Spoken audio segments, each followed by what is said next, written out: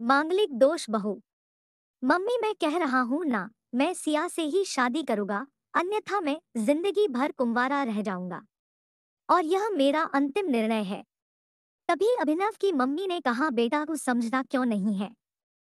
हमने तेरे सामने सिया की जन्म कुंडली पंडित जी को दिखाई थी ना, और उन्होंने सिया की कुंडली में मांगलिक दोष बताया है। अब तो बता, सब कुछ पता होते हुए हम तेरी शादी एक मांगलिक लड़की से कैसे करें?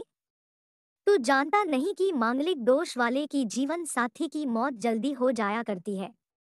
इसलिए तुझे मैं समझा रही हूँ, तू भूल जा सिया को। अभिनव को बहुत समझाया, पर अभिनव का कहना था कि जब मैंने सिया से प्यार किया था, तब मैंने उसके साथ प्यार करते हुए जन्म कुंडली का मिलान नहीं किया था। ना ही मैं इन सब को मानता हूँ। इसलिए अब बस मैं शादी करूंगा तो सिर्फ सिया से, और यह मेरा आखिरी फैसला है। आखिर अपने बेटे की जिद के आगे झुकना पड़ा, और पंडित जी के द्वारा बताए गए अनुसार सिया के मंगल दोष को दूर करने के लिए अभिनव के साथ शादी करने से पहले सिया की शादी एक पेड़ के साथ करवाई गई, और उसके बाद सिया ने अभिनव से शादी करी। सिया दुल्हन बनकर अभिनव के घर आई, पर रमा जी को सिया का मांगलिक होना अभी भी खटक रहा था, और रमा जी उसे दिल से नहीं अपना पा रही थी। और घर में कुछ भी परेशानी आती तो उसका दोष सिया को ही दिया जाता। लेकिन सिया पढ़ी लिखी संस्कारी लड़की थी, और वह अपनी सासू माँ से मिले इन बेवजह आरोपों को अपने दिल से नहीं लगाती थी। और ऐसे ही ससुराल में उसके दिन कट रहे थे। एक दिन अभिनव ऑफिस से जल्दी घर आ जाता है। तब रमा जी ने उससे पूछा, बेटा आज जल्दी कैसे आ गया? तब उसने बताया, माँ आज सुबह से ही सिर दर्द और बहुत कमजोरी आ रही है, इसलिए ऑफिस में काम करने की हिम्मत ही नहीं हुई मेरी। तब रमा जी ने कहा, चल बेटा जल्दी कर, हमें डॉक्टर के पास चलना चाहिए। तब अभिनव और रमा जी डॉक्टर को दिखाने गए। डॉक्टर ने कहा पीलिया हो गया है, और दोनों जैसे ही घर लौटे रमा जी ने घर को सिर पर उठा लिया और कहने लगी, जब से यह लड़की हमारे घर में आई है, तब से हमारे घर में परेशानी और बीमारियां भी साथ में लेकर आई है। इसके कदम ही अशुभ है। अब देखो, इसका मांगलिक दोष हमारे बेटे पर भी असर करने लग गया है। कल को अगर मेरी बेटी को कुछ हो गया तो कौन जिम्मेदार होगा? तभी सिया ने कहा, मम्मी जी प्लीज, और कितना नीचा दिखाएगी मुझे। आज तक मैं चुप रही, क्योंकि पापा ने यही सिखाया था कि बड़ों के आगे ससुराल में जवाब मत देना। पर आज तो आपने हद ही कर दी है।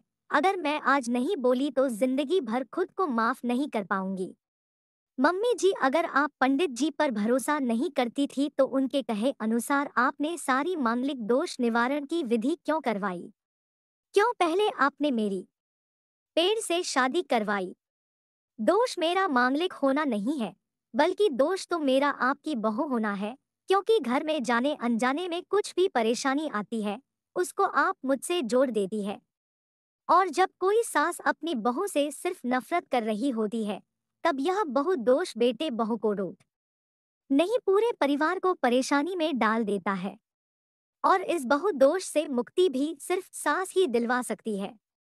बहू को अपनी बहू माने, उसे दिल से अपनाए, उसे भी सम्मान दे, और यह महसूस कराए कि वह भी इस परिवार का सदस्य है।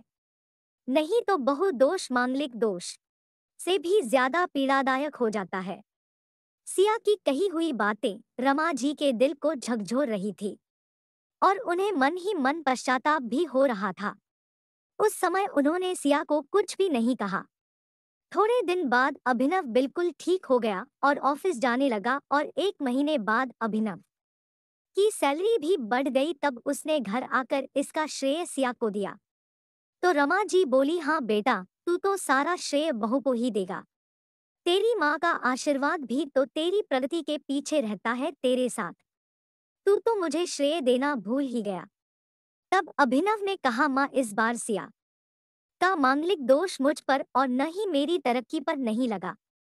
और माँ, जब हम बुरी परेशानियों का श्रेय सिया को देते हैं, तो अच्छे कामों का श्रेय भी तो सिया को ही देना चाहिए।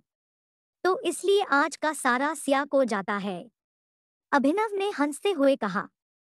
तब सिया बोली, अभिनव तो क्या तुम भी मुझे ऐसा समझते हो? तब अभिनव ने कहा, नहीं सिया, बिल्कुल नहीं। बल्कि मैं तो माँ को यह समझाना चाह रहा हूँ कि सुख दुख हमारे जीवन का हिस्सा है, और कभी जीवन में खुशियाँ आती है तो कभी गम भी आते हैं। इसके लिए हमें परिवार के सदस्य या अपनी बहू को दोष देना उचित नहीं है। तभी नमाजी बोली, बेटा सही कह रहा है तू, और तेरी तरक्की ही बहुत है मुझे इस झूठे दोषों से बाहर निकालने के लिए। आज मैं यह कसम लेती हूँ कि आज के बाद में सिया को किसी भी बात का दोष नहीं दूंगी। यह सुनकर सिया आज बहुत खुश थी, क्योंकि आज उसको उसकी सास ने मांगलिक दोष के साथ साथ बहुत दोषों से भी मुक्ति दे दी।